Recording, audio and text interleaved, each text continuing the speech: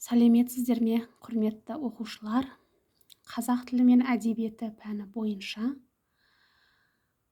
бөлім кәсіп бақыттың шырағы, еңбек ырыстың бұлағы, Қазақстанның су ресурстары тақырыбындағы жиынтық бағалау. Мақсаты: публицистикалық стильдің мақала, интервью, қысқа, очерк, жолдаулар, тілдік ерекшеліктері арқылы мәтіндердің жанрын анықтау. Эссе құрылымы мен дамуын сақтап, тақырыпқа байланысты берілген мәселенің оңтайлы шешілу жолдарын ұсыну.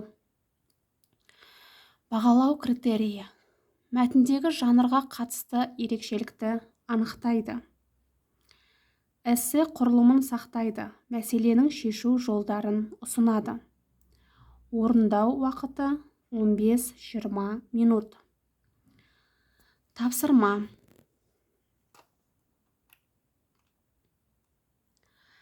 мәтінді мұқият оқып, оның жанрлық ерекшелігіне талдау жасаңыз. Адамды адам еткен еңбек десек, қазіргі кезде еңбек адамы деп кімді бағалаймыз? Осы орайда шығармашыл тұлғаға төмендегі сауалдарды жолдаған едік. Еңбек адамы дегенді қалай түсінесіз? Менің ойымша, еңбек адамы ең алдымен таза жұмыс істейтін адам. Өзінің табысын маңдай терімен табатын, жанын салып жұмыс істейтін адам. Ол диқан болама, малшы болама, жазушы болама, актер болама, бәрібір. Еңбек адамы кез келген салада болу керек.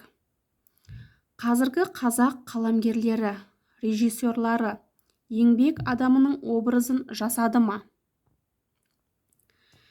Бүгінгі таңда театрда еңбек адамы толықтай сомдалған жоқ.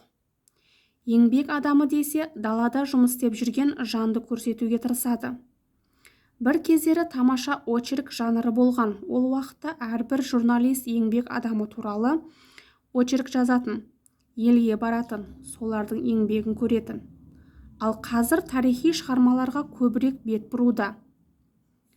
Адал еңбекті насихаттайтын шығармалар жазылып, фильмдер түсірілсе жақсы болар еді. Деген мәтін берілген сіздерге. Ал енді осы жиынтық бағалау тапсырмаларының жауаптары. Бірінші сұрақ: мәтіннің жанрын анықтаңыз. Мәтіннің жанры сұхбат. Екінші тапсырма: жанрға тән екі ерекшелікті жазыңыз. Бірінші ерекшелік: сұхбат нақты пікір білу үшін немесе қандай да бір мәлімет алу үшін қойылатын сұрақ. Сұхбаттың бұл түрі фактіні және пікірді қамтиды. Сұхбат берушінің ресми тұлға болуы шарт емес. Оның сөйлеген сөзінің астарында көңіл күй мен ішкі толғаныс, яғни эмоционалдық фон болуы тиіс. Сондықтан да көбінесе жаңалықтар желісінде мұндай сұхбаттар журналистің қойған сұрағынсыз беріледі. Өйткені бұл жерде қойылған сұрақ емес, одан қайтарылатын жауап маңызды рөл атқарады.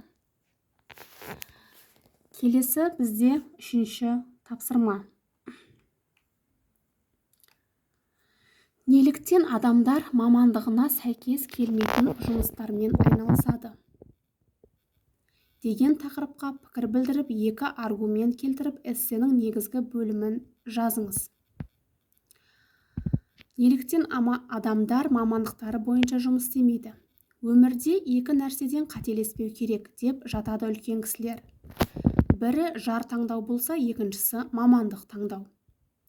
Яғни таңдаған мамандығымыз біздің өмірлік нанымыз екенін есте ұстаған жөн.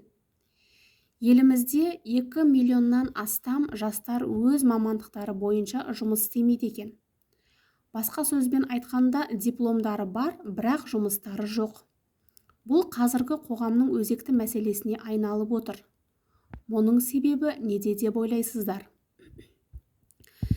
Менің ойымша, бұл мамандықты дұрыс таңдамау салдарынан орын алады.